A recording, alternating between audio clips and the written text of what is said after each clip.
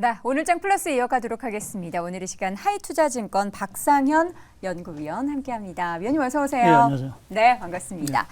자, 중국 얘기부터 좀 해보도록 할게요. 최근에 이제 화웨이 신형 스마트폰, 프리미엄 스마트폰 출시가 됐는데 이게 보니까 중국 정부에서 뭔가 화웨이 쪽을 밀어주기 위해서 다른 중국 기업 외의 브랜드들을 좀 제재하는 그런 분위기가 좀 있는 것 같은데 이게 오비락이라고 봐야 될까요? 아니면은 그들의 빅피처일까요?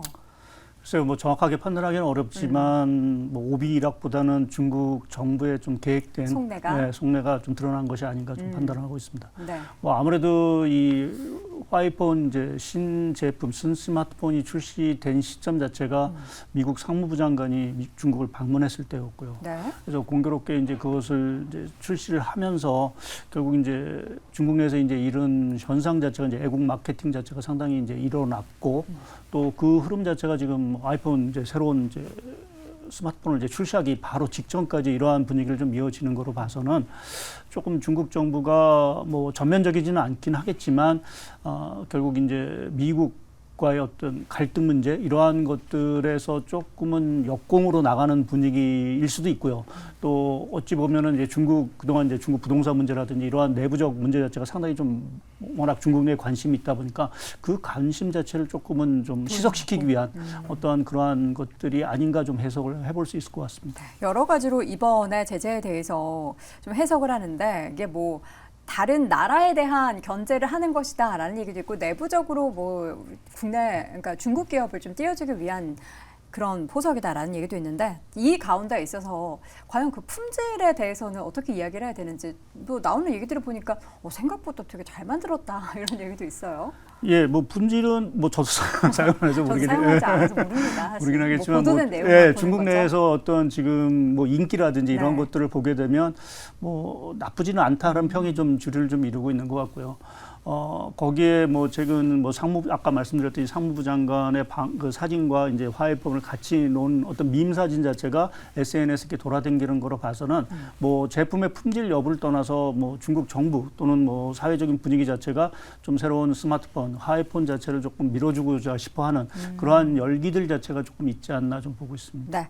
중국 관련해서는 뭐 국내 얘기할 때 사실 소비 관련한 이야기 많이 하잖아요. 주말에 저희 그 아나운서 후배가 명동에 갔더니 정말 관광객들, 특히나 중국 관광객들이 많더라. 근데 그들이 소비하는 행태가 좀 많이 달라졌다라고 하는데 혹시 위원님께서는 뭔가 좀 캐치하신 부분이 있으실까요? 글쎄 뭐 저는 뭐 이렇게 직접적으로 느낀 거는 뭐 저는 여의도에 있으니까 여의도에서 사실은 좀 중국 사람이 보이기 시작을 했다라는 정도인 것 같고 뭐 아직 실제로 그 중국 관광객들이 얼마만큼의 어떤 소비라든지 이러한 것들을 쓰는지는 정확히 저희가 뭐 통계라든지 이런 것들을 볼 수는 없어서 판단하기는 어렵지만 근데 그렇게 과도하게 사실은 좀 기대하기는 좀 이른 감이 있지 않을까 좀 생각을 하고 있고요. 결국 국내에 들어오는 그 중국 관광객이 뭐 이전처럼 뭐 아직 크게 뭐 물밀듯이 들어오는 어떤 그러한 상황들은 또 아니고요.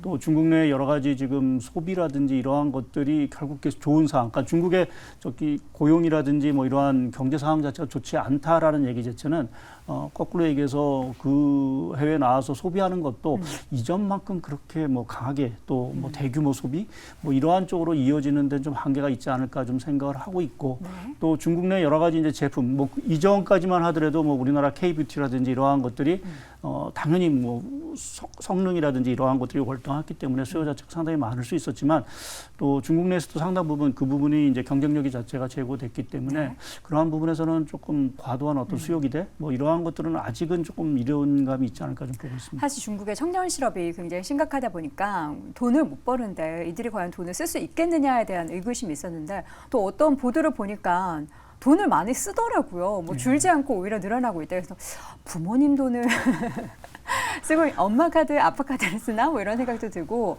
오늘 뭐 어제부터 나온 기사를 보면은 그 CJ의 올리브영에 대한 매출, 그러니까 우리도 해외 나가면 뭐 드럭스토어 가고 했던 것처럼 그런 소비 행태가 나타나고 있다. 그리고 뭐 옷을 화장품이 아니라 옷을 뭐 MLBO 뭐 이런 걸 박스째 사간다 뭐 이런 보도가 있어요. 사실 우리는 기대감을 굉장히 좀 부풀려서 보곤 하는데 위원님 말씀으로는 조금 그래도 너무 막연한 기대감을 갖기보다는 좀 제한적으로 생각을 하자. 예, 뭐 아무래도 좀 해외에 나오시는 분은 이제 국내에 계신 분들은 좀 여유가 있겠죠. 그래서 당연히 뭐 좀 소비 자체, 해외 소비 자체. 저도 뭐 해외 나가면 이제 수요를 뭐 하는 분들이라서 뭐 그러한 것들은 있긴 하겠지만 네.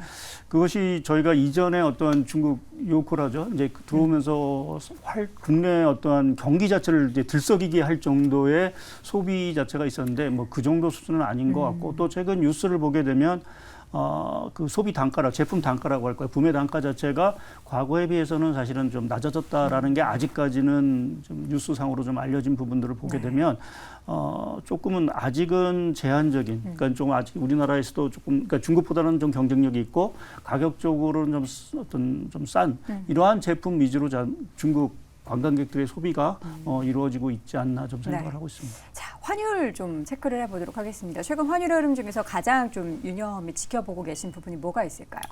어제 위안화 환율 자체가 이제 정부의 구두 개입으로 조금 이제 떨어졌습니다. 네. 그러니까 위안화 강세가 된 거죠. 근데 지난 금요일 종가 기준을 보게 되면 이게 2007년 12월 이후 가장 높은 수준, 위안화가 가장 약세였던 부분들입니다. 통상적으로 보면 중국 위안화가 심리적, 그러니까 정부에서 마지막으로 선으로 생각하는 게 7.3위안이었었는데 이제 금요일은 그것을 활동 뛰어넘었죠. 그래서 그 금요일 상황만 보게 되면 중국 정부가 뭔가 위안화에 대해서 이제는 약세를 용인하는 것이 아닌가라는 이제 분위기마저도 이제 좀 감지된 부분들이 있는데 이제 어제 외환시장 개입을 했습니다.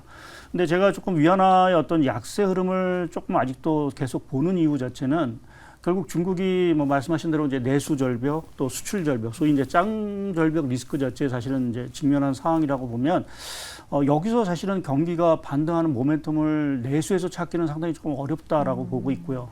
그렇게 보면은 수출 쪽에서 뭔가 힘을 받아야 되는데 그 힘을 받기 위해서는 결국 이제 위안화 자체를 약세를 통해서 수출을 조금 반등시킬 필요가 있지 않겠느냐. 네. 더더구나 중국의 지금 상황, 제조업의 상황을 보게 되면 여전히 재고가 많습니다. 그것 때문에 생산자 물가가 뭐 어제 발표된 조금 반등을 했다 하더라도 여전히 마이너스 물가 상승률을 보이고 있고요. 이제 그렇게 됐을 때 중국이 택할 수 있는 방법이라는 거는 결국 위안화 자체를 약세해서 결국 국내에 어떤 좀 쌓여 있는 재고 이러한 것들을 물량적으로 좀 밀어내서 재고도 좀 줄이고 또 경기의 어떤 회복 동력도 사실은 좀 마련하기 위해서 위안화 부분 자체를 지속적으로 약세를 유도하지 않을까라는 좀 생각을 하고 있고요. 거기 하나 이제 위안화 약세를 더 보는 부분은 아무래도 이제 중국이 그 뭐 비구 위안 사태로 대변되는 이 부채 문제를 해결하기 위해서는 여전히 유동성을 계속 시중에 공급을 해야 됩니다. 그러니까 돈이 많이 풀린다는 얘기죠. 네. 그 얘기는 당연히 이제 통화 가치 자체가 상당히 또 떨어진다라는 의미이기 때문에 그렇게 보면 좀 위안화 흐름 자체 조금 추세적인 어떤 약세 흐름을 좀 볼 수가 있는 상황으로 좀 보고 있고요. 근데 여기서 한 가지 포인트 자체는 이제 위안화가 약세가 됐을 때 이제 우리 경제나 금융시장이 받는 이제 어떻게 보면 좀 악영향이 되겠죠. 그러니까 과거에 이제 중국이 그나마 조금 역할을 해줬던 게 아시아 통화 자체가 상당히 약세로 갈 때 그래도 중국은 통화 가치를 지켜줬습니다. 그래서 전반적으로 위험 자체가 확산되는 것 자체를 좀 막아주는 역할을 했는데 네. 이제 중국이 위안화 약세 자체를 용인한다. 그러니까 위안화의 어떤 일정 레벨을 이제 포기한다라는 부분 자체는 전반적인 아시아 통화 가치의 동반 하락을 사실은 이끌 수 있는 부분들이고요. 또 뭐 제 예상이 맞을지는 뭐 모르겠지만 결국 중국이 그러한 저가의 그 물량 공세를 결국 한다라는 얘기는 주변국에 있어서는 상당히 이제 수출 경쟁력이 당연히 떨어질 거고 수출에는 악영향을 미칠 수 있는 부분들이 있습니다. 그래서 중국의 위안화의 어떤 환율 정책 이것이 앞으로 정말 어떻게 될지는 결국 아시아 전반의 경기라든지 통화 가치에도 상당히 큰 영향을 미칠 수밖에 없을 거로 보고 있습니다. 지금 사실 뭐 환율도 그렇고 금리도 높은 수준이고 유가도 높은 수준이라서 그 삼고에 대한 우려가 굉장히 큰 가운데 국내 증시 움직임들을 보면은 또 순환매도 빠르게 나타나고 있단 말이에요. 여기에 관련해서는 9월 시장 투자 전략을 뭐 어느 정도의 방향성을 좀 보고 짜야 될지.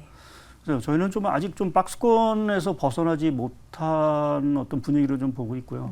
뭐 미국 증시는 뭐 상대적으로 조금 양호한 흐름이긴 하지만 국내 증시는 뭐 미국 증시의 영향도 있지만 또 중국 증시 또 중국 경기 상황에 상당 부분 영향을 받을 수밖에 없는 상황들입니다.